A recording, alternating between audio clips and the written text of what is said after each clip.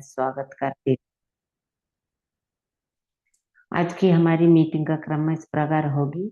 Sister शैरली Unnikrishnan Balod प्रार्थना करके meeting शुरू करेंगी और परमेश्वर के नाम की महिमा के लिए सिस्टर दयावती वेदी मानदूर एक गाना प्रस्तुत करेंगे और वचन की सेवकाई के लिए सिस्टर नंदिनी पौलुस प्रार्थना में अगुवाई करेंगी।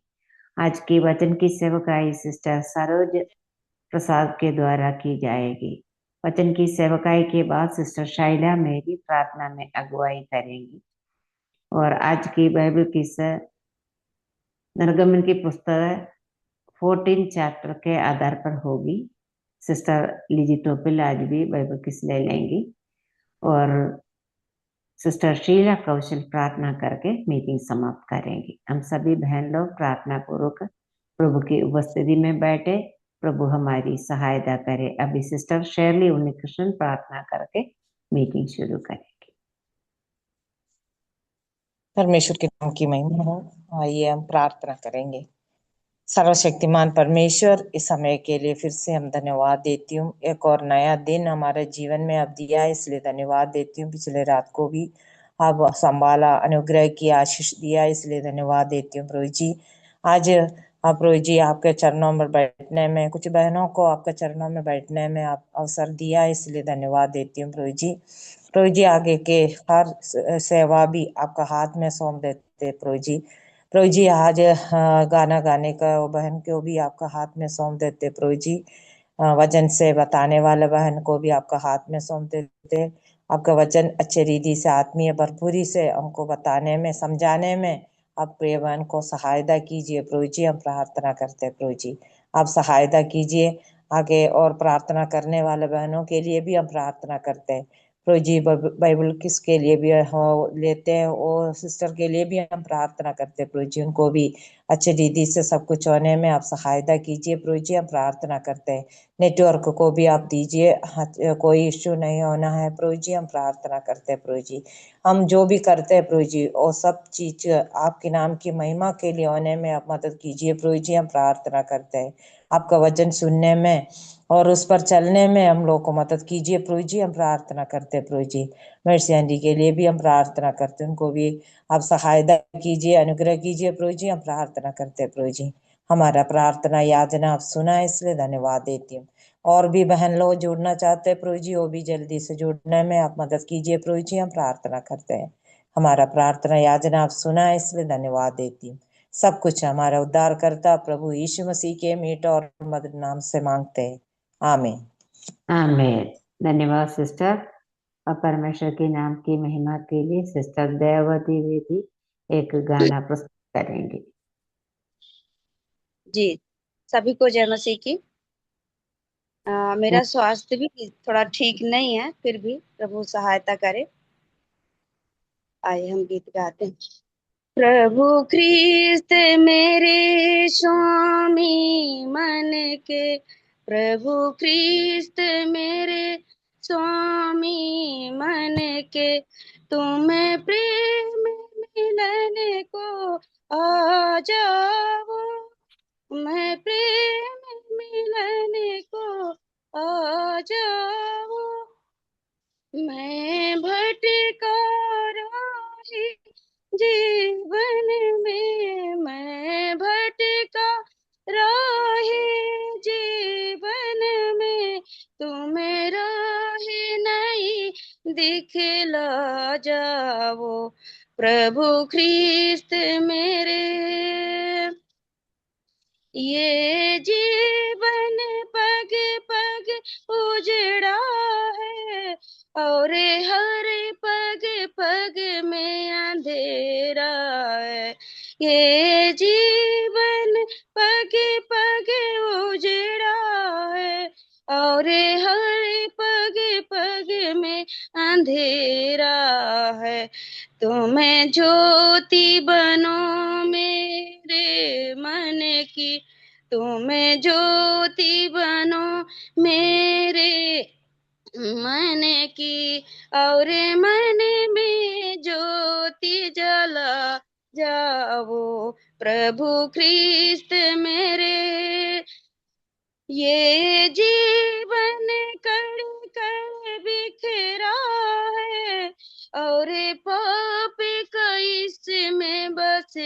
बसेरा है। ये जीवन कड़ कड़ बिखेरा है, और पाप कैस में बसेरा है। दो अपने से वरदान मुझे दो, अपने से वरदान मुझे, और प्रेम करागे सिखा जाओ। प्रभु ख्रिस्त मेरे स्वामी मन के, प्रभु ख्रिस्त मेरे स्वामी मन के, तुम्हें प्रेम मिलने को आ जाओ। सोचा न कभी भी कितने ही कष्ट सहे तुमने, ये सोचा न कभी ये भी हमने, कितने ही कष्ट सहे तुमने। शैतान फंसाया फंदे में, शैतान फंसाया फंदे में, तुम्हें आके जरा सुलझा जाओ। प्रभु ख्रिस्त मेरे स्वामी मन के, प्रभु ख्रिस्त मेरे स्वामी मन के, तुम्हें प्रेम मिलने को आ जाओ। ये मन तुम्हें बिन अब प्यासा है, राह तकते नैन सुलगते हैं। ये मन तुम्हें बिन अब प्यासा है, राह तकते नैन सुलगते हैं। तुम्हें तृप्त करो जीवन जल से, तुम्हें तृप्त करो जीवन जल से, और मन की प्यास बुझा जाओ। प्रभु ख्रिस्त मेरे स्वामी मन के, प्रभु ख्रिस्त मेरे स्वामी मन के, तुम्हें प्रेम मिलने को आ जाओ। मैं भटका राही जीवन में, मैं भटका राही जीवन में, तुम्हें राह नहीं दिखला जाओ, तुम्हें राह नहीं दिखला जाओ। प्रभु ख्रिस्त मेरे। धन्यवाद।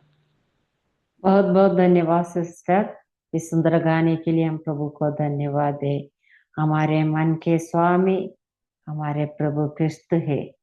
उस प्रभु को अपनाने के लिए प्रभु ने हमें अनुग्रह दिया, वो हम उसकी महिमा करें और वंदना करें। इस गाने को इतने अच्छे से गाने के लिए सिस्टर को भी प्रभु ने अनुग्रह दिया। आगामी दिनों में और प्रभु के लिए गाने में प्रभु उपयोग करे, प्रभु सहायता करे। अभी वचन की सेवकाई के लिए सिस्टर नंदिनी पौलुस प्रार्थना में अगुवाई करेंगे।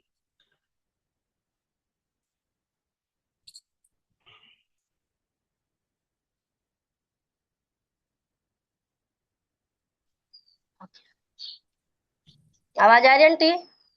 आ रहे हैं सिस्टर। ओके, प्रार्थना है। हमारे अनुग्रहकारी परमेश्वर पिताजी, हम धन्यवाद देते हैं, आपके नाम की स्तुति प्रशंसा तारीफ करते हैं प्रभु जी।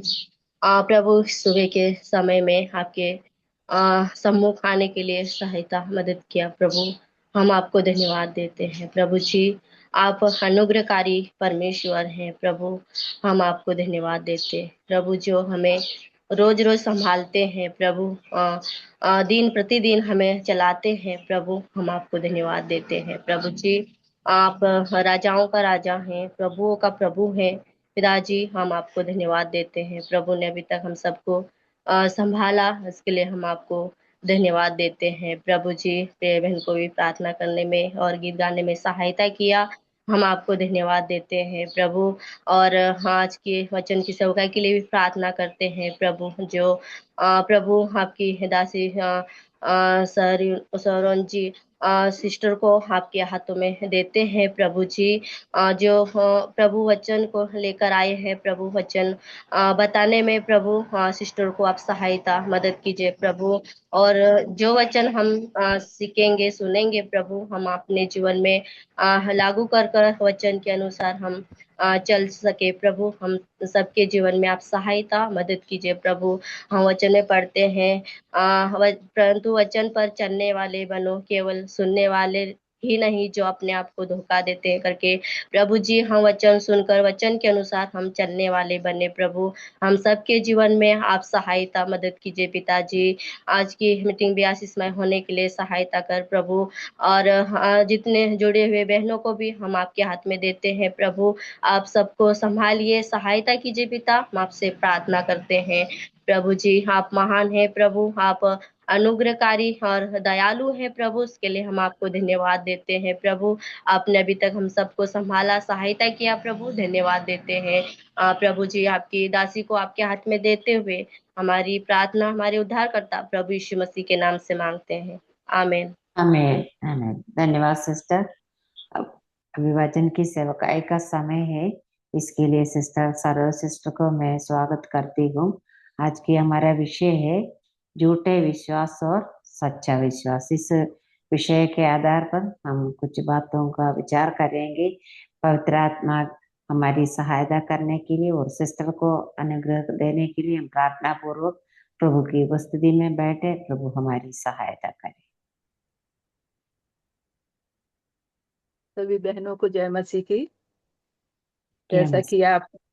कि आप सभी लोगों को मालूम है कि मेरा टॉपिक जो है झूठा विश्वास और सच्चा विश्वास। तो हम पहले पढ़ेंगे याकूब 2:14-26। याकूब 2:14-26। हे मेरे भाइयों, यदि कोई कहे कि मुझे विश्वास है पर वह कर्म ना करता हो तो इससे क्या लाभ? क्या ऐसा विश्वास कभी उसका उद्धार कर सकता है? यदि कोई भाई या बहन नंगे उघाड़े हो और उन्हें प्रतिदिन भोजन की घटी हो और तुम में से कोई उससे कहे कुशल से जाओ, तुम गर्म रहो, तृप्त रहो, और जो वस्तु देह के लिए आवश्यक है वह उन्हें ना दे तो क्या लाभ? वैसे ही विश्वास भी यदि कर्म सहित ना हो तो अपने स्वभाव में मरा हुआ है। वरन कोई यह कह सकता है कि तुझे विश्वास है और मैं कर्म करता हूं, तू अपना विश्वास मुझे कर्म बिना तो दिखा, मैं अपना विश्वास अपने कर्मों के द्वारा तुझे दिखाऊंगा। तुझे विश्वास है कि एक ही परमेश्वर है, तू अच्छा करता है। दुष्ट आत्मा भी विश्वास करते हैं और थरथराते हैं। पर हे निकम्मे मनुष्य, क्या तू यह भी नहीं जानता कि कर्म बिना विश्वास व्यर्थ है? जब हमारे पिता अब्राहम ने अपने पुत्र इसाक को वेदी पर चढ़ाया तो क्या वह कर्मों से धार्मिक ना ठहरा? अर्थात तूने देख लिया कि विश्वास ने उसके कामों के साथ मिलकर प्रभाव डाला और कर्मों से विश्वास सिद्ध हुआ और पवित्र शास्त्र का यह वचन पूरा हुआ। अब्राहम ने परमेश्वर का विश्वास किया और वह उसके लिए धर्म गिना गया और वह परमेश्वर का मित्र कहलाया। इस प्रकार तुमने देख लिया कि मनुष्य केवल विश्वास से नहीं वरन कामों से भी धर्मी ठहरता है। वैसे ही राहाब वेश्या भी, जब उसने दूतों को अपने घर में उतारा और दूसरे मार्ग से विदा किया तो क्या कर्मों से धार्मिक ना ठहरी? अतः जैसे देह आत्मा बिना मरी है, वैसे ही विश्वास भी कर्म बिना मरा हुआ है। तो यहाँ पर याकूब जो है वो विश्वास और कर्मों के द्वारा धर्मी ठहराए जाने के बारे में बता रहे हैं। तो हमारे जीवन में जो है विश्वास एक बहुत ही मूल शिक्षा है। अभी हम थोड़ा सा रेफरेंस के बारे में देखेंगे, उसके बाद हम अपने मूल सब्जेक्ट पे आएंगे। हम इफिसियों 2:8 में देखते हैं, वहां लिखा हुआ है, क्योंकि विश्वास के द्वारा अनुग्रह से ही तुम्हारा उद्धार हुआ है। पापी मनुष्य विश्वास के द्वारा प्रभु के अनुग्रह के द्वारा ही उद्धार प्राप्त करता है। फिर रोमियो 14:23 में लिखा है, जो कुछ विश्वास से नहीं वह पाप है। यदि हम भी विश्वास से हटकर कुछ काम करते हैं तो वह पाप है। इब्रानियों 11:6 में लिखा हुआ है, विश्वास बिना परमेश्वर को प्रसन्न करना अनहोना है, क्योंकि परमेश्वर के पास आने वाले को विश्वास करना है कि वह है। तो हमने देखा विश्वास हमारे जीवन में बहुत ही महत्वपूर्ण है। विश्वास के द्वारा हम उद्धार पाते हैं। बिना विश्वास के हम परमेश्वर को प्रसन्न नहीं कर सकते हैं। हम इब्रानियों 11 में भी देखते हैं, एक पूरी लिस्ट विश्वासी भाई बहनों की दी गई है। तो अरे नको लागलं तिला जो भी स्त्री पुरुष जिन्होंने परमेश्वर पर विश्वास किया, उन्होंने क्या किया? परमेश्वर के वचन अनुसार कार्य किया।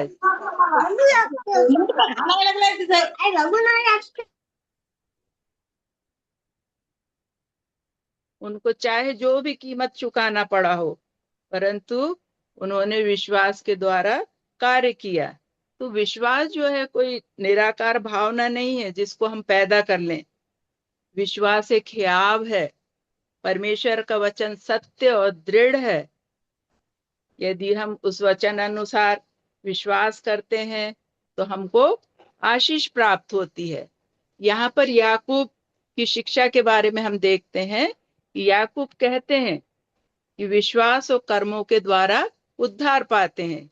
केवल विश्वास करना ही पर्याप्त नहीं है, परंतु झूठी शिक्षा ये दावा करती है कि हमें सिर्फ प्रभु यीशु मसीह को अपना उद्धारकर्ता मान के विश्वास करना है, परंतु ये पर्याप्त नहीं है।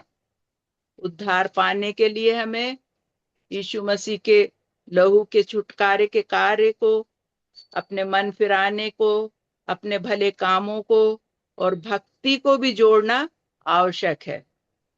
इन पदों में हम विश्वास और कर्मों के द्वारा धर्मी ठहराया जाना भी है, क्योंकि हम विश्वास और कर्मों के द्वारा धर्मी भी ठहराए जाते हैं। बल्कि धर्मी ठहराए जाने के विषय में हमको पूर्ण सत्य को ग्रहण करने के लिए स्पष्ट रूप से हमको ये समझना चाहिए कि हम परमेश्वर के अनुग्रह से, विश्वास से, यीशु मसीह के लहू से परमेश्वर के द्वारा धर्मी और परमेश्वर के सामर्थ के कामों के द्वारा हम धर्मी ठहराए जाते हैं।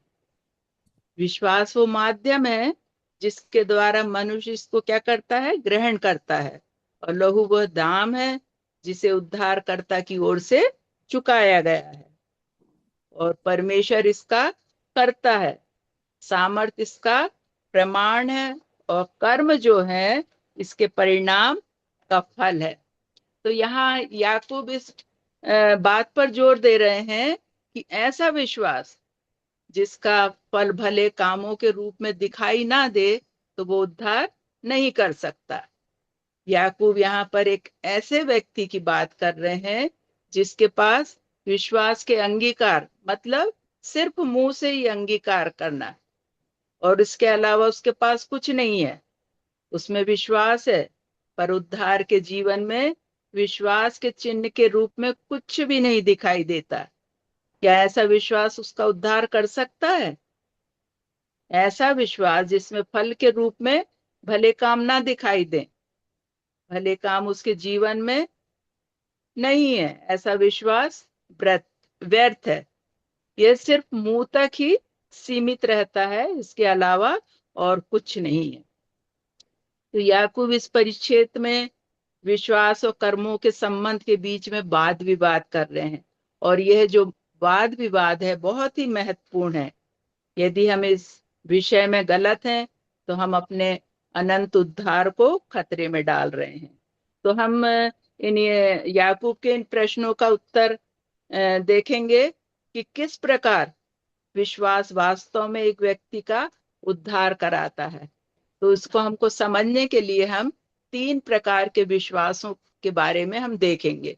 तो उसमें से एक विश्वास है सच्चा और शक्तिमान विश्वास। तो अब हम सबसे पहले जो हमने पढ़ा याकूब 2:14-17 में, कोई भी बहन पढ़ सकती है जिसको भी मिले। याकूब 2:14-17।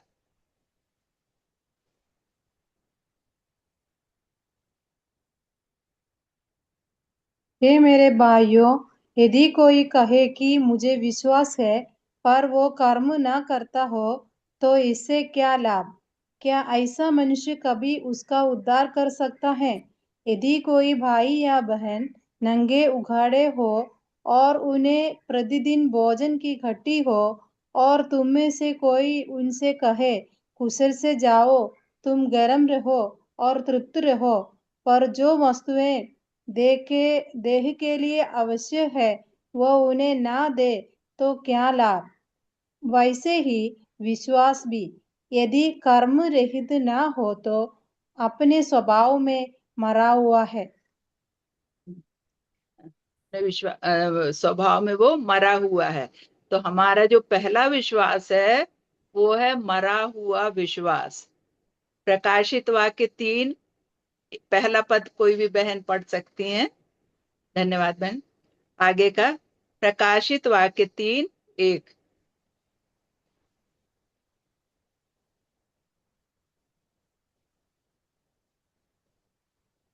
तीन का सरदीस की 1। कलीसिया के दूत को यह लिख, जिसके पास परमेश्वर की 7 आत्माएं और 7 तारे हैं, वह यह कहता है कि मैं तेरे कामों को जानता हूँ। तू जीवित तो कहलाता है पर है मरा हुआ। बस आमीन। धन्यवाद बहन। आगे मैम और पढ़। बस धन्यवाद बेटा। तो हमने देखा पहला क्या है, मरा हुआ विश्वास।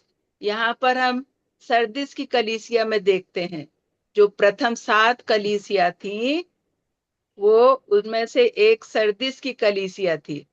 तो उसमें ऐसे लोग थे, उनका दावा था कि उनके पास उद्धार का विश्वास है, परंतु उनके पास उद्धार नहीं था। वहां के कई ऐसे लोग थे जो आडंबर करने वाले थे, अधिक बातों में औपचारिकता निभाते थे, रीति रिवाजों पे चलते थे, दिखावा करते थे, और उन्होंने मन नहीं फिराया था और उनमें आत्मिक जीवन नहीं था। तो वो जीवित होने का दावा तो करते हैं परंतु आध्यात्मिक रूप से मृत हैं।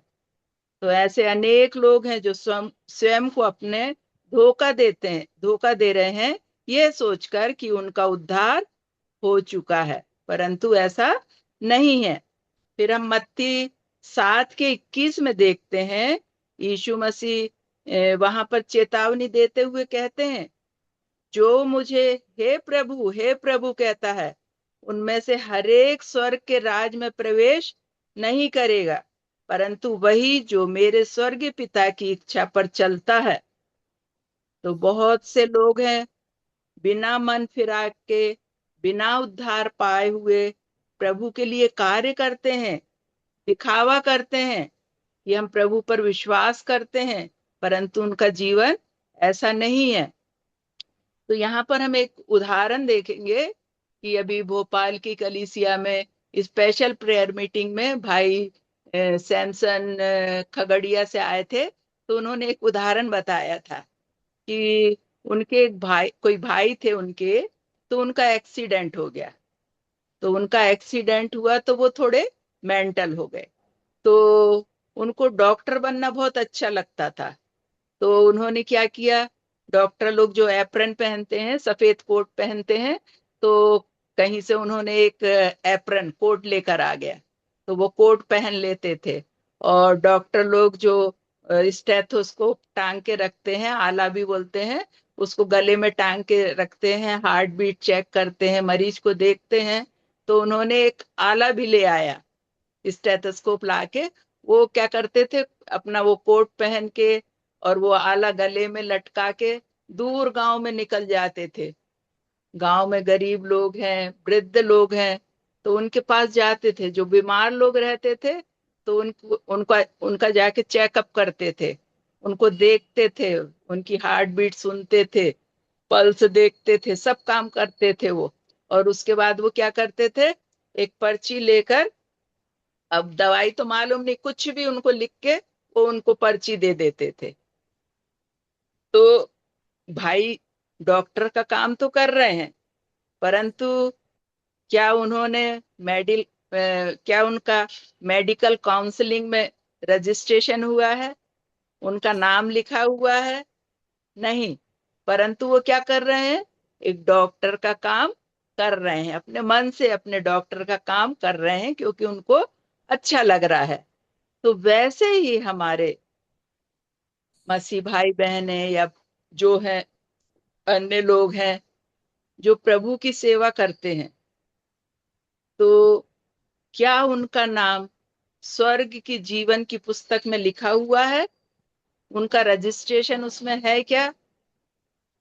हम प्रभु का काम तो कर रहे हैं, परंतु क्या हमारा नाम जीवन की पुस्तक में लिखा हुआ है?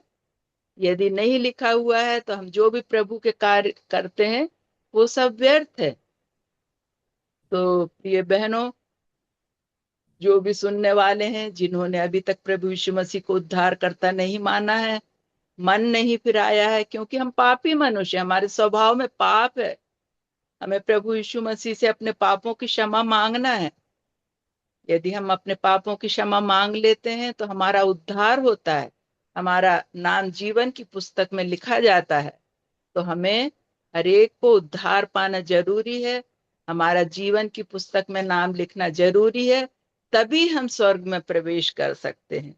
नहीं तो जैसे यहाँ पर प्रभु ने कहा कि मुझे सब हे प्रभु करते हैं, परंतु उसमें से हर एक जन स्वर्ग के राज में प्रवेश नहीं करेगा, वही जो मेरे स्वर्गीय पिता की इच्छा पर चलता है। तो हमने यहाँ पर देखा, जो मरा हुआ विश्वास है या मरे हुए विश्वास वाले जो लोग हैं, बिना उद्धार के वो काम करते हैं और शब्दों का प्रयोग करते हैं। वे बहुत अच्छी अच्छी प्रार्थना करते हैं, बहुत अच्छी अच्छी गवाहियां देते हैं, बहुत अच्छा वचन सुनाते हैं, बहुत अच्छे अच्छे उपदेश देते हैं, बहुत। परंतु उनका जो चाल चलन रहता है उनकी बातों से मेल नहीं खाता है। वो सोचते हैं कि हमारे शब्द ही कर्मों के बराबर है, जो कि गलत है। तो याकूब, फिर हम देखते हैं याकूब एक सरल सा उदाहरण दिया है कि एक जो निर्धन विश्वासी है, वो संगति में बिना उचित कपड़ों के और भोजन की आवश्यकता के साथ वो आता है, परंतु वो जिस व्यक्ति के पास आता है उसका वो मरा हुआ विश्वास है उसके पास। तो उसने क्या किया, आगंतुक को देखा, उसकी आवश्यकताओं को देखा, परंतु उसने उन आवश्यकताओं के पूरा करने के लिए कुछ नहीं किया। उसने क्या किया, उसने कुछ धार्मिक शब्द कहे, जाओ, मेरी शुभकामनाएं तुम्हारे साथ हैं, गरम रहो, भरपूर पेट भर भोजन करते रहो, तृप्त रहो। कितने अच्छे शब्द बोला। आगंतुक जैसा आया था वैसा ही भूखा और नंगा चला गया। तो भोजन और वस्त्र प्रत्येक मनुष्यों की मूल आवश्यकता है, चाहे वो उद्धार पाया हो या ना पाया हो। पहला तीमुथियुस 6:8 में हम देखते हैं, यदि हमारे पास खाने पहनने को है तो इन्हीं पर संतोष करना चाहिए। उसी प्रकार मत्ती 6:31-32 में लिखा है, इसलिए तुम चिंता करके ये न कहना कि हम क्या खाएंगे, क्या पिएंगे, क्या पहनेंगे, क्योंकि तुम्हारा स्वर्गीय पिता जानता है तुम्हें इन सब वस्तुओं की चिंता है। और हम याकूब के बारे में उत्पत्ति 28:20 में भी हम देखते हैं कि याकूब जब बेरशेबा से निकलकर हारान की ओर जा रहे थे, अपने मामा के यहाँ जा रहे थे। तो हम ये सब घटना जानते हैं। रात हो जाती है तो वो पत्थर का सिराना रख के सोता है। तो जब वो सवेरे उठता है, याकूब सवेरे उठता है, तब वो 20 में क्या लिखा हुआ है, तब याकूब ने यह मन्नत मांगी, यदि परमेश्वर मेरे संग रहकर इस यात्रा में मेरी रक्षा करे और मुझे खाने के लिए रोटी और पहनने के लिए कपड़ा दे। देखो, यहाँ याकूब ने भी इन मूल आवश्यकताओं को अपनी प्रार्थना में सम्मिलित किया। विश्वासी होने के नाते हमारा उत्तरदायित्व है हम लोगों की आवश्यकताओं को पूरा करने में सहायक हों, चाहे वे कोई भी हो। इसलिए जहां तक हमको अवसर मिले, सबके साथ क्या करना चाहिए, भलाई करना चाहिए, विशेषकर विश्वासी भाई बहनों के साथ। मत्ती 25:40 में लिखा है कि तुमने जो इन छोटों से छोटे भाइयों में से किसी एक के साथ किया, वह मेरे साथ किया। एक व्यक्ति की सहायता करना जिसे आवश्यकता है, वो प्रेम की अभिव्यक्ति है और विश्वास प्रेम द्वारा कार्य करता है। उसी तरह 1 यूहन्ना 3:17-18 में लिखा है, पर जिस किसी के पास संसार की संपत्ति हो और अपने भाई को कंगाल देखकर उस पर तरस खाना ना चाहे, तो उसमें परमेश्वर का प्रेम कैसे बना रह सकता है। हे बालको, हम वचन और जीभ से नहीं, पर काम और सत्य के द्वारा प्रेम करें। तो हमें वचन और जीभ से ही नहीं, परंतु काम और सत्य के द्वारा प्रेम करना चाहिए। फिर हम एक उदाहरण और देखते हैं कि लूका 10:30 और 37 में लिखा है। हम सब उस घटना को जानते हैं। दयालु सामरी जो व्यक्ति रहता है, तो एक मनुष्य जो रहता है वो यरूशलेम से यरीहो को जाता है। तो क्या होता है, रास्ते में उसको डाकू लोग पकड़ के उसके कपड़े उतार लेते हैं और अधमरा छोड़कर उसको चले जाते हैं। तो वहां से क्या होता है, एक याजक जाता है, तो वो उस व्यक्ति को देखता है, अधमरा पड़ा हुआ है, मगर उसको देखकर वो सीधे चला जाता है। एक लेवी भी निकलता है वहां से, वो भी उसको क्या करता है, देखकर निकल जाता है।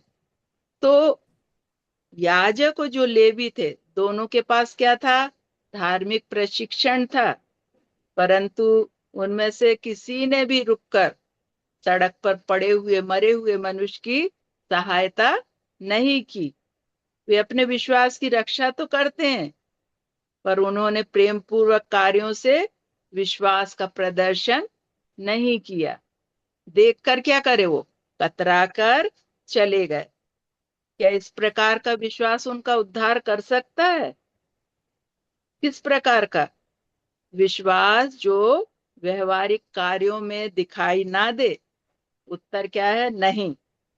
जब तक विश्वास की घोषणा जो कि परिवर्तित जीवन और भले कामों में परिणित नहीं होती है, यह एक झूठी शिक्षा है, यह झूठी घोषणा है। इस प्रकार का विश्वास मुर्दा है। मुर्दा विश्वास भी यदि कर्म सहित ना हो तो वो अपने स्वभाव में मरा हुआ है। जिस मनुष्य के पास मुर्दा विश्वास है, वो उसका मानसिक अनुभव है, मन में उद्धार की शिक्षा तो जानता है, परंतु परंतु क्या करता है, अपने आप को वो समर्पित नहीं करता है और मसीह के उद्धार के लिए भरोसा नहीं करता है। वो उचित शब्दों का उसको ज्ञान तो है, पर उसके कार्यों के द्वारा वो प्रकट नहीं करता है।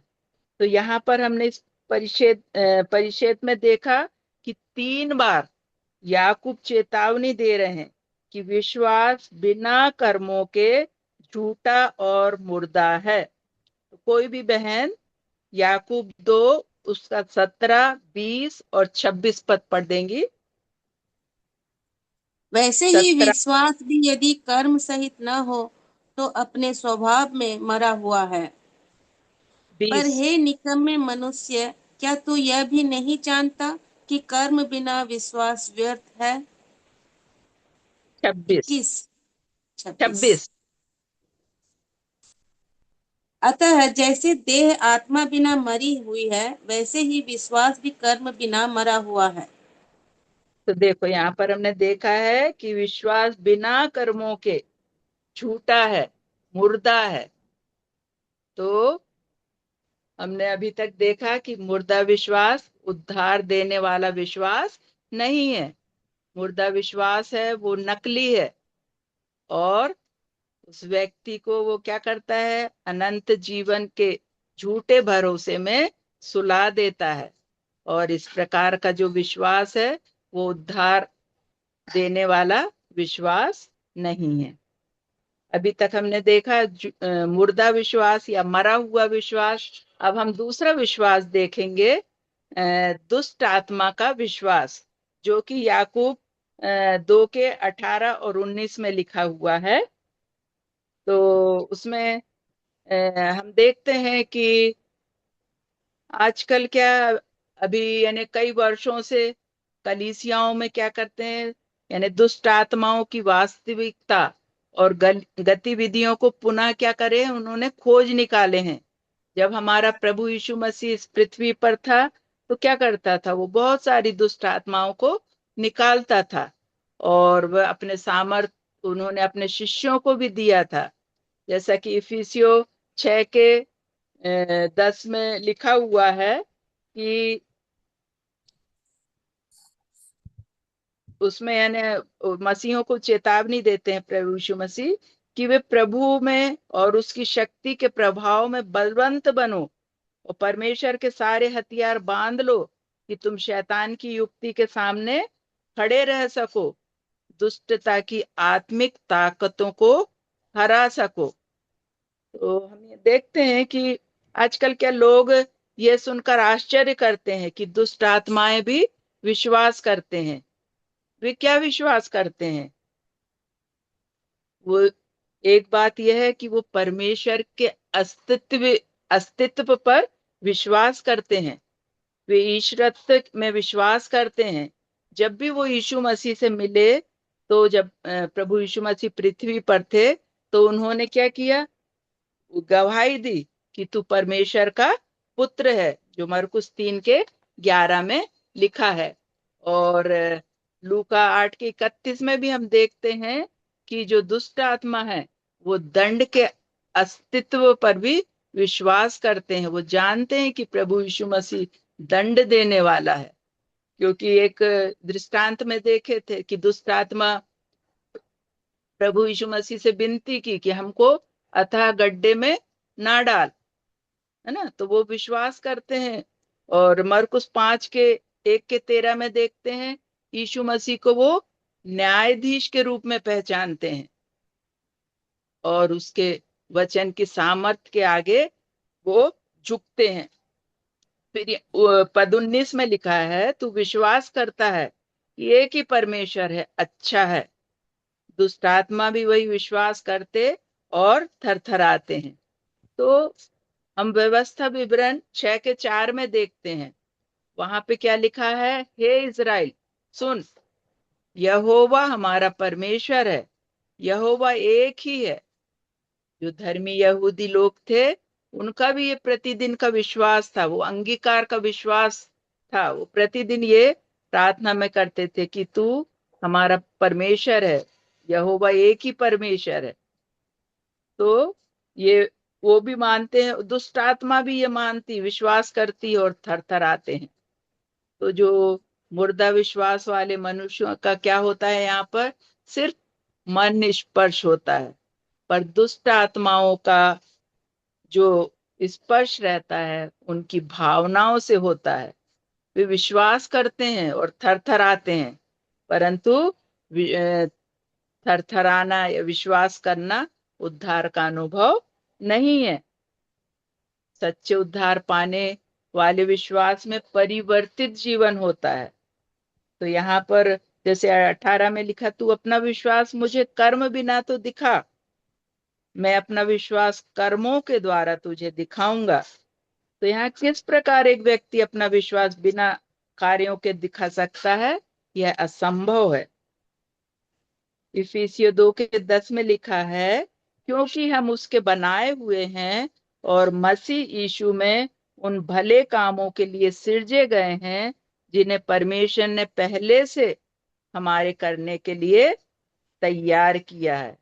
हमें यानी उसके जो भले कार्य हैं उनको करना है।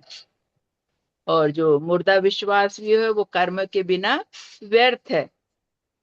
तो अभी तक हमने देखा 2 प्रकार के विश्वास के बारे में देखा, एक मरा हुआ विश्वास और दूसरा दुष्ट आत्माओं का विश्वास। अब हम देखेंगे एक जो सच्चे प्रकार का विश्वास है, सच्चा शक्तिमान विश्वास है, हम उसके बारे में देखेंगे, जो कि याकूब 2:20 से 26 में लिखा हुआ है। तो जो सच्चा और शक्तिमान विश्वास वह है जो वास्तविक है, वह विश्वास जिसमें शक्ति है और जिसका परिणाम एक परिवर्तित जीवन है। तो याकूब ने इस सच्चे उद्धार देने वाले विश्वास का वर्णन किया है कि जो सच्चा शक्तिमान विश्वास उद्धार करने वाला है वो परमेश्वर के वचन पर आधारित है। तो हम परमेश्वर के वचन द्वारा क्या अपना आत्मिक नया जन्म प्राप्त करते हैं, वचन को ग्रहण करते हैं, वो हमारा उद्धार करता है। और सच्चा जो विश्वास है वो क्या करता है, मन जो हमारा है वो सत्य को समझता है और हृदय सत्य की लालसा करता है और इच्छा जो है सत्य पर कार्य करती है। तो यहाँ पर हम देखते हैं याकूब ने अपनी शिक्षा के बारे में 2 के बारे में बताया। अब हम देखते हैं यहाँ पर 2 जो विख्यात बाइबल के व्यक्ति हैं उनके जीवन के द्वारा यहाँ पर याकूब ने वर्णन किया है अब्राहम और राहब के बारे में। तो हम अब्राहम के बारे में देखते हैं। अब्राहम जो था वो यहूदी था और जो राहब थी वो एक पापनी स्त्री थी। अब्राहम जो था वो परमेश्वर का मित्र था और राहब जो थी वो परमेश्वर के शत्रुओं में से एक थी। उन दोनों में क्या समानता थी, परंतु दोनों ने क्या किया, परमेश्वर में उद्धार देने वाले विश्वास का अनुभव किया। उत्पत्ति हम 15 में देखते हैं और 22 में भी हम देखेंगे कि अब्राहम को परमेश्वर ने क्या किया, कसदियों के उर से बुलाया कि उसे कनान देश में पहुंचाए और उसके द्वारा क्या करे, इजराइल का एक महान राष्ट्र का निर्माण करे और परमेश्वर इजराइल के द्वारा उद्धारकर्ता को इस जगत में लाएगा। तो परमेश्वर ने अब्राहम के जीवन में काम किया। फिर हम उत्पत्ति 15 का 5 और 6 पद देखेंगे। कोई भी बहन पढ़ सकती है। उत्पत्ति 15, 5 और 6।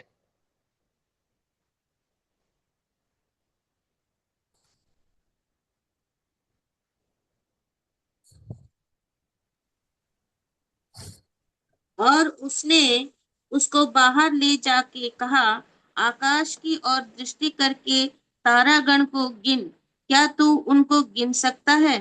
फिर उसने उससे कहा, तेरा वंश ऐसा ही होगा। तो परमेश्वर यहाँ पर क्या किया, परमेश्वर ने अब्राहम ने क्या किया, परमेश्वर विश्वास किया और परमेश्वर ने इस बात को उसके लेखे में धर्म गिना। और एक पापी होने के कारण अब्राहम का आत्मिक जो खाता था वो खाली था, तो परमेश्वर ने क्या किया, उस खाते में उसको धर्मी लिख दिया। इसलिए अब्राहम ने इस धार्मिकता के लिए कर्म नहीं किया, परंतु उसको दान के स्वरूप में परमेश्वर ने विश्वास द्वारा उसको धर्मी घोषित किया, है ना। जैसे रोमियो 4:3 में लिखा है कि विश्वास के द्वारा वो धर्मी ठहराया गया, है ना। फिर हम आगे भी देखते हैं कि टाइम हो जाएगा, थोड़ा सा आगे और करते हैं। फिर हम आगे देखते हैं कि उसके जीवन में, याकूब के जीवन में एक घटना और घटती है।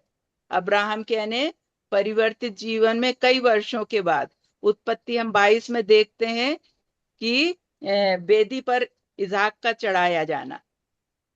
तो विश्वास ने उसके कार्यों के साथ मिलकर प्रभाव डाला और कर्मों से विश्वास सिद्ध हुआ। कर्मों और विश्वास के बीच एक सिद्ध संबंध है। तो अब्राहम का जो उद्धार था विश्वास और कर्मों से नहीं, परंतु ऐसे विश्वास के द्वारा हुआ जो कर्म करता है। जब हमारे पिता अब्राहम ने अपने पुत्र इसाक को वेदी पर चढ़ाया तो क्या वो कर्मों से धार्मिक ना ठहरा? तो उसमें 22 में लिखा है, अतः तूने देख लिया कि विश्वास ने उसके कर्मों से मिलकर प्रभाव डाला और कर्मों से विश्वास सिद्ध हुआ ना। तो यहाँ पर हमने क्या देखा कि विश्वास के द्वारा परमेश्वर के सामने धर्मी ठहरा और उसकी धार्मिकता की घोषणा की गई और कर्मों के द्वारा वो मनुष्यों के सामने धर्मी ठहरा, उसकी धार्मिकता प्रदर्शित हुई। फिर हम दूसरा उदाहरण देखते हैं राहब के बारे में। तो जब इज़राइल अपने प्रतिज्ञा किए हुए देश में चढ़ाई करने के लिए यरीहो देश में जा रहे थे, तब यहोशू ने क्या किया कि अपने गुप्तचरों को उस नगर में भेजा। तो वहां पर जब वो गुप्तचर रहते हैं तो वो राहब से मिलते हैं जो एक वेश्या थी। तो उसने क्या करी, उनकी रक्षा करी और जो परमेश्वर ने उनसे कहा था और जो करने जा रहा था उसने उस पर विश्वास किया। तो हम बाइबल के उद्धार देने वाले विश्वास के महान उदाहरण में से एक देखते हैं। राहब ने क्या किया, वचन को सुना और जान लिया कि उसका नगर दंडित था और सत्य ने क्या किया, उसको प्रभावित किया। जैसे यहोशू 2:11 में लिखा है कि उसने विश्वास किया तुम्हारा परमेश्वर यहोवा ऊपर आकाश का और नीचे पृथ्वी का है। उसने क्या करी, अपने प्राणों को जोखिम में डालकर यहूदी जो गुप्तचर थे उनकी रक्षा करी और उसने अपने परिवार के सदस्यों के साथ छुटकारे का सुसमाचार भी बांटा। तो यहाँ पर हम देखते हैं कि इब्रानी शब्द में और यहोशू में भी जो राहब के लिए वेश्या शब्द लिखा है वो हो सकता है कि एक सराय चलाने वाली हो, तभी तो जाकर हमारे जो गुप्तचर थे वो उससे जाकर मिले। भले इब्रानियों में, याकूब में उसका अर्थ वेश्या ही लिखा हुआ है, परंतु हो सकता है कि उसका अर्थ एक सराय चलाने वाली भी हो सकता है, क्योंकि मत्ती 1:5 में ये संकेत करता है कि उसने इज़राइल में विवाह किया और हमारे प्रभु की पूर्वजा बन गई। क्या ही अनुग्रह की बात है ये। तो हम यहाँ पर विचार कर सकते हैं कि कितनी कम सूचना में जो राहब के पास थी, बहुत ही कम समय था, उसका कितना अद्भुत विश्वास था और उसने प्रभु पर विश्वास करी। आज हमारे पास परमेश्वर का पूर्व प्रकाशन है, उसका वचन है, प्रभु यीशु मसीह के द्वारा पवित्र आत्मा हमारे पास है जो हमें दोषी ठहराने और वचन सिखाने के लिए है। जैसा लिखा हुआ है, जिसको बहुत दिया गया है उससे बहुत मांगा जाएगा। राहब का विश्वास आज के पापियों के अविश्वास के विरुद्ध एक सजा की आज्ञा है। तो यहाँ पर याकूब 2 में जो है परिपक्व मसीहों को सत्य पर चलने की सलाह देते हैं। तो जो सच्चा विश्वास है वो जीवन को बदल देता है, परमेश्वर के लिए कार्यरत हो जाता है। ये बहुत ही महत्वपूर्ण है कि प्रत्येक अपने आप को, जो मसीह कहते हैं, स्वयं को, अपने हृदय को, जीवन को जांचे, निश्चय करें कि उनके पास सच्चा विश्वास है कि नहीं। प्रभु के नाम की महिमा स्तुति हो। धन्यवाद। धन्यवाद सिस्टर। आज हमने झूठा विश्वास और सच्चा विश्वास, इस दोनों के आधार पर कई बातों का विचार किया। हमें विचार करना है, क्या हमारा विश्वास झूठा विश्वास है या सच्चा विश्वास है। हमारा उद्धार कुछ कर्मों के द्वारा नहीं हुआ है, हमने केवल प्रभु यीशु मसीह पर विश्वास किया। हम हमारा उद्धार अनुग्रह, विश्वास के द्वारा अनुग्रह से हमारा उद्धार हुआ है। लेकिन हम उद्धार करने वालों को कर्म भी करना है। हमारा विश्वास कर्म के द्वारा प्रकट नहीं किया हो तो हमारा विश्वास मरा हुआ विश्वास है। हमारा विश्वास मरा हुआ विश्वास है। हमें हमारे कर्म के द्वारा हमें हमारा विश्वास प्रकट करना है। भले कामों के लिए प्रभु ने हमें सृजे गए हैं। हमें जो आवश्यकता के समय, दूसरों की आवश्यकता के समय उनको मदद करना है, वो उस समय हमारा विश्वास हम प्रकट करते हैं। हम कभी कभी बोलते हैं, उनसे उनके लिए प्रार्थना करते हैं, उनके लिए हम उनसे प्रेम करते हैं, सब हम बोलते हैं, लेकिन वो हमारे कार्य के द्वारा हमें प्रकट करना है। और हमारा विश्वास सच्चा है क्या, हमारा विश्वास वास्तविक विश्वास है, हमें जांच करने की जरूरत है। प्रभु हमारी सहायता करे। अभी सुने हुए वचन के आधार पर सिस्टर शैला मेरी प्रार्थना में अगुवाई करेंगे।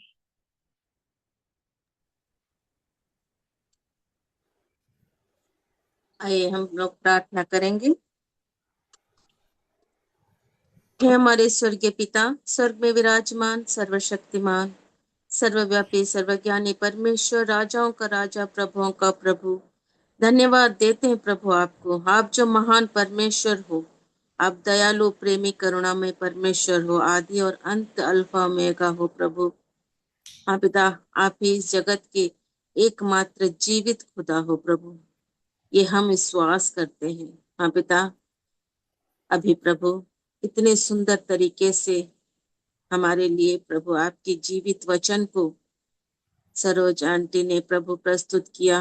उन्होंने प्रभु आपने जो पवित्र आत्मा उन पर उंडेला है, उसकी सहायता से प्रभु जो हमें वो आत्मिक भोजन अभी दिए। हाँ पिता, उस आत्मिक भोजन को प्रभु हम सब लोग यहाँ पे उपस्थित सभी बहनें ग्रहण किए हैं करके हम विश्वास करते हैं। हाँ मेरे खुदा, आज की जो विश्वास की जो टॉपिक थी, हाँ प्रभु ये महत्वपूर्ण है। हम धर्मी जो अपने आप को कहलाते हैं, हम जो विश्वासी कहलाते हैं, हमें किस तरह की विश्वास है, हम कौन सी विश्वास रख के एक मसीह कहलाते हैं। इन अविश्वासियों के बीच में हम क्या उनको दिखाते हैं। हाँ पिता, ये बहुत ही महत्वपूर्ण विषय है। हम सभी विश्वासियों को प्रभु आशीष कर कि हम आपकी वो अरोमा को, आपकी वो खुशबू को हम अपने ऊपर छिड़क कर हम चलें, ताकि इस जगत के पापियों के बीच से जब हम गुजरे तब आपकी वो खुशबू चारों तरफ फैले। हाँ पिता, हमारा उठना बैठना, हमारा बोलना चाल चलन, सब कुछ प्रभु इन अविश्वासियों को दिखे बिना बताएं कि हम एक मसीह हैं। वैसा विश्वास हमें हमारे जीवन में प्रकट होने के लिए हम सभी बहनों को, हम सबको आप आशीष कर, एक मरा हुआ विश्वास नहीं। हाँ पिता परमेश्वर, प्रकाशित वाक्य में जैसा हम उस कलीसिया के विषय में पढ़े वैसा नहीं, वरन अब्राहम के जीवन में जो हम देखें वो एक धर्मी कहलाया गया, विश्वास का पिता कहलाया। हाँ पिता, हमें वो पहचान रहने के लिए हमें आशीष कर, हमें वो मोहर लगे, वो स्टाम्प लगे, ताकि हम इधर उधर ना भटके। मत्ती में जैसा हम पढ़े वैसा हम ना हो।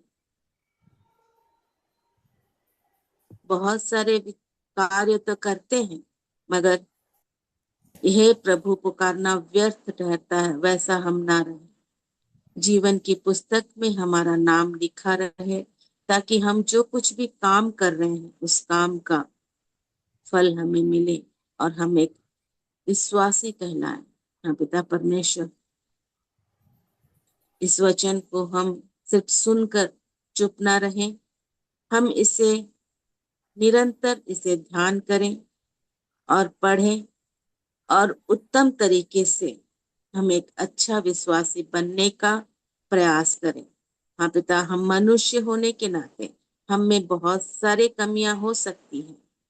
हाँ पिता, मगर ये जो वचन है हमें ये वचन धोती है, शुद्ध करती है, हमें आईना जैसा दिखाती है कि हम क्या हैं। हाँ पिता, हम इस वचन को बार बार पढ़कर हम एक उत्तम विश्वासी बनने में सहायता कर, हमें वो बुद्धि ज्ञान दे वचन को समझने के लिए। हाँ पिता, आप अब तक प्रभु इस मीटिंग को आपने चलाया, संभाला, इसके लिए धन्यवाद देते हैं। फिर से आने वाले दिनों में इसी तरह हम वचन को सुने, ऐसे हमें आशीष कर। आगे की जो भी विषय है, बाइबल क्विज है, सब कुछ आपके हाथों में सौंपते हुए, सिस्टर को दोबारा आपके हाथों में सौंपते हुए, उनके पूरे परिवार को प्रभु आशीषित करने की विनती करते हुए, इस छोटी सी विनती प्रार्थना हमारे उद्धारकर्ता प्रभु यीशु मसीह के मीठे नाम से मांगते हैं, सुन और ग्रहण कर। आमीन। आमीन। धन्यवाद सिस्टर।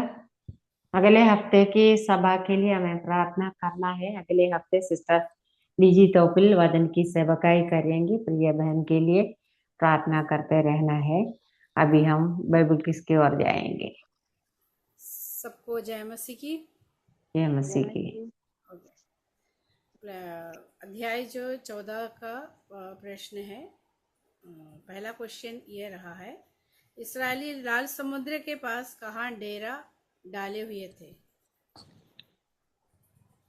बाल सपोन के सामने। हैं? बाल सपोन के सामने। कहाँ पर लिखा हुआ? मिग्दोल और बाल सपोन के सामने। पीहाहिरोत पीहाहिरोत के सामने। मिग्दोल और समुद्र के बीच में वो जगह है। ओके, करेक्ट आंसर है। जब फिरौन को पता चला कि इस्राएली भाग गए हैं तो उसने क्या किया? उनका पीछा किया। करेक्ट आंसर है। उनके मन को कठोर किया, उसके पीछे किया। सेना लेकर पीछा किया। अकेले नहीं है, रथ और सेना लेकर मिस्र के पीछा किया। वो आपके मन में जो इमेजिनेशन आपको करना है कैसे गए होंगे। मिस्रियों को आते देख इसराइलियों की क्या प्रतिक्रिया थी? हमें मरने में जंगल डर गए, घबरा गए, ऊपर की ओर देखने लगे और डर गए, डरे हुए थे, बस मूसा से कहने लगे। और वो मूसा से कहने लगे, हमको यहाँ मरने के लिए ले आए हैं। नहीं, उधर तक नहीं आया, वे बहुत डर गए और यहोवा की दुहाई दी, ऐसा लिखा है। हम भी है ना, जब डरते हैं तो हमें किसी बात की, तो प्रभु से प्रार्थना करने की जरूरत है, एक सीख मिलता है इससे। ओके, नेक्स्ट जो है, इस्राएलियों ने मूसा से क्या शिकायत किया? शिकायत क्या थी? तूने हमसे क्या जंगल में मरने के लिए क्यों गया? खड़े हो, उद्धार का काम देखो। हम वहीं पर अच्छे थे, हमको मरने के लिए ले आया। कब्र न थी ऐसा। इन्होंने ये कहा, मिस्र में कब्रों की कमी थी क्या जो हमें मरने के लिए जंगल में लेके आए? है ना, यही बोला था उन्होंने। नेक्स्ट, मूसा ने लोगों को क्या उत्तर दिया? उनने कहा डरो मत, खड़े खड़े होके उद्धार का काम चुपचाप देखते रहो। तुम्हारे सर करने वाला यहोवा आज तुम्हारे लिए उद्धार को करेगा। देखो, उद्धार को देखो, दुरुस्त रहो, यहोवा का उद्धार को देखना है। देखो यहोवा ने मूसा को समुद्र के विषय में क्या आज्ञा दिया? अपना हाथ कि तू अपनी हाथ लाठी बढ़ाने उठाकर के समुद्र के ऊपर समुद्र के ऊपर करेक्ट आंसर है। अपनी लाठी उठाकर समुद्र पर हाथ बढ़ाने को कहा ताकि समुद्र विभाजित हो जाए। इस्राएलियों के आगे चलने वाला बादल का खंबा कहाँ चला गया? पहले इस्राएलियों मिस्रियों के बीच में पीछे चला गया। इस्राएलियों और फरौन की सेना के बीच में पीछे चला गया, इस्राएलियों के पीछे गया और इस्राएली सेना के बीच में। अब पीछे चला गया। सोचिए, आप पीछे सोचिए क्यों पीछे चले गए? क्यों? उनको दिखाई नहीं दे, एक अंधेरा टाइप का उसके सामने परमेश्वर ने कर दिया। प्रभु है ना, सब कुछ भी कर सकता है।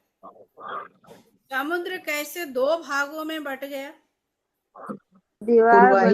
हवा चला के दीवार जैसे हवा पूर्वाई चलाई और समुद्र 2 भाग, समुद्र को बांट दिया। इस्राएली समुद्र के बीच से कैसे चले? होकर चले। रास्ता जैसे रहता था भूमि, सूखी भूमि पर रास्ता। दीवार के समान था। अब इस समुद्र की पानी सूखने में कितना टाइम लगता है, सोचिए आप। उसको सूखी भूमि परमेश्वर ने कर दिया, तो प्रभु कितना महान है। सोचो, ये सर्वशक्तिमान परमेश्वर है, सब कर सकता है। मिस्रियों ने क्या किया? वो लोग उनका पीछे करके वो लोग भी समुद्र में चले गए, वो भी समुद्र में उतर गए।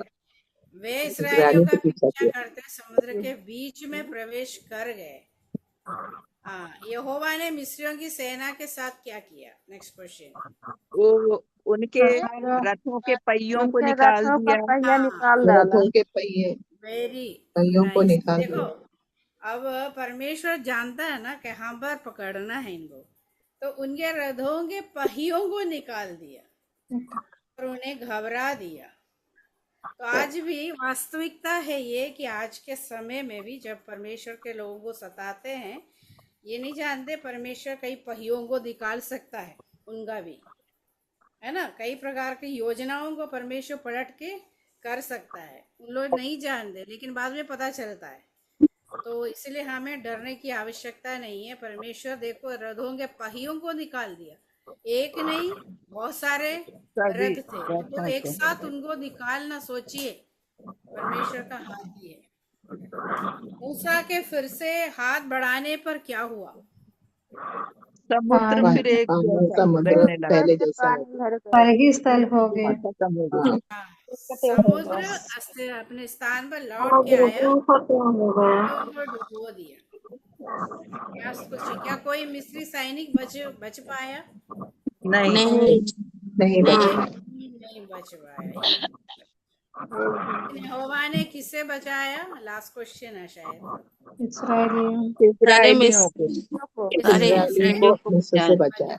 इस्राएलियों को बचाया, हाथ से बचाया। ये बहुत ही मतलब इस महान चमत्कार को देखकर इस्राएलियों ने क्या किया?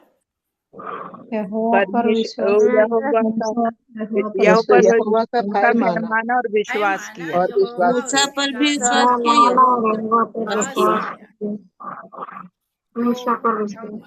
यहोवा का भय माना और यहोवा पर दास बने। तो हमें क्या करना है? परमेश्वर पर विश्वास बढ़ना है, भय ईश्वर का मानना जरूरी है। तो ये मुख्य संदेश में समय नहीं, इसलिए मैं बताती हूँ। परमेश्वर अपने लोगों को असंभव परिस्थितियों में भी बचाने, उनकी रक्षा करने में सामर्थ्य है। ये बात हमें विश्वास करना है। प्रभु हमारी सहायता करे। कंठस्थ 14 का 13। मूसा ने लोगों से कहा, डरो मत, खड़े 14 का 13। हाँ बोलिए सर। निर्गमन 14:13 मूसा ने लोगों से कहा, डरो मत, खड़े खड़े वो उद्धार का काम देखो जो यहोवा आज तुम्हारे लिए करेगा, क्योंकि जिन मिस्रियों को तुम आज देखते हो वो फिर कभी ना देखोगे। निर्गमन 14:13। निर्गमन 14:13 मूसा ने लोगों से कहा, डरो मत, खड़े खड़े हुआ उद्धार का काम देखो जो यहोवा आज तुम्हारे लिए करेगा, क्योंकि जिन मिस्रियों को तुम आज देखते हो उनको फिर कभी न देखोगे। निर्गमन 13 का 14 का मूसा उद्धार का काम देखो जो यहोवा। मूसा ने लोगों से कहा, डरो मत, खड़े खड़े वह उद्धार का काम देखो जो यहोवा आज तुम्हारे लिए करेगा, क्योंकि जिन मिस्रियों को तुम आज देखते हो उन्हें फिर कभी न देखेंगे। निर्गमन 14:13। निर्गमन 14:13 मूसा ने लोगों से कहा, डरो मत, खड़े खड़े वह उद्धार का काम देखो जो यहोवा आज तुम्हारे लिए करे, क्योंकि जिस मिस्रियों को तुम आज देखते हो उसको फिर कभी ना देखोगे। निर्गमन 14:13 मूसा ने लोगों से कहा, डरो मत, खड़े खड़े वह उद्धार का काम देखो जो यहोवा आज तुम्हारे लिए करेगा, क्योंकि जिन मिस्रियों को तुम आज देखते हो उनको फिर कभी न देखोगे। निर्गमन 14:13 मूसा ने लोगों से कहा, डरो मत, खड़े खड़े वह उद्धार का काम देखो जो यहोवा आज तुम्हारे लिए करेगा, क्योंकि जिन मिस्रियों को तुम आज देखते हो उनको फिर कभी ना देखोगे। आमीन।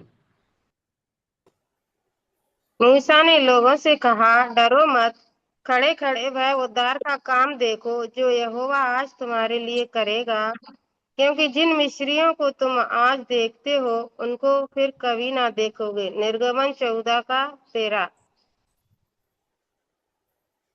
निर्गमन 14:13 मूसा ने लोगों से कहा, डरो मत, खड़े खड़े यह उद्धार का काम देखो जो यहोवा आज तुम्हारे लिए करेगा, क्योंकि जिन मिस्रियों को तुम आज देखते हो उनको फिर कभी ना देखोगे। निर्गमन 14:13 मूसा ने लोगों से कहा, डरो मत, खड़े खड़े वह उद्धार का काम देखो जो यहोवा आज तुम्हारे लिए करेगा, क्योंकि जिन मिस्रियों को तुम आज देखते हो उनको फिर कभी ना देखोगे। सभी बहनों को धन्यवाद। अभी सिस्टर शीला कौशल प्रार्थना करके मीटिंग समाप्त करेंगे। जी आंटी, आइए हम प्रार्थना करें। धन्यवाद धन्यवाद धन्यवाद देते हैं प्रभु जी इस सुंदर के समय, इस सुबह के समय प्रभु जी आपने सुबह से अभी तक हम बहनों को संभाला, मीटिंग जोड़ने में सहायता मदद की। प्रभु जी हम धन्यवाद देते हैं, धन्यवाद देते हैं। बहन ने सुंदर गाना गाया और सुंदर वचन के लिए प्रभु जी आज हमें जो विश्वास का जो हमने सीखा है प्रभु जी, हम उस पर सिर्फ सुना ही नहीं, हम उसको ग्रहण करें और चलने के लिए हमें सामर्थ शक्ति दें प्रभु। इसके लिए हम धन्यवाद देते हैं।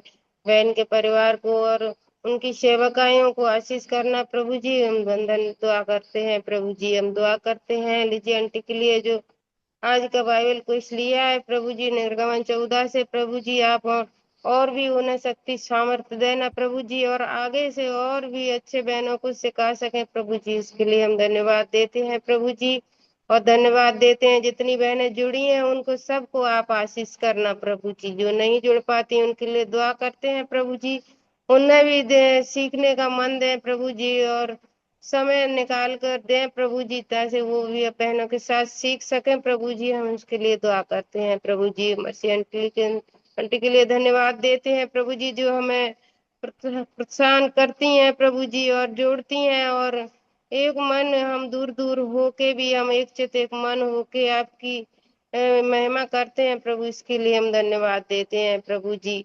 और आगे की सप्ताह की मीटिंग के लिए प्रार्थना करते हैं प्रभु जी। आप उसमें भी हमें सामर्थ शक्ति देना और सब बहनों को एकजुट एक मन होके प्रभु जी जो सेवा चल रही है प्रभु उसमें आशीष करना प्रभु जी। इससे दुआ को सुना है प्रभु जी आपने, इसके लिए हम धन्यवाद देते हैं प्रभु जी। इस छोटी सी दुआ को प्यारे प्रभु यीशु मसीह के नाम से मांगते हैं, सुन और दया से ग्रहण कर स्वर्गीय पिता। आमीन। आमीन आमीन आमीन। की सभी को, सभी बहनों को सबको जय मसीह की। जय मसीह जय मसीह की। जय मसीह के। बाय बाय सबको, बाय बाय। जय बाय मसीह। बाय सबको, बाय बाय।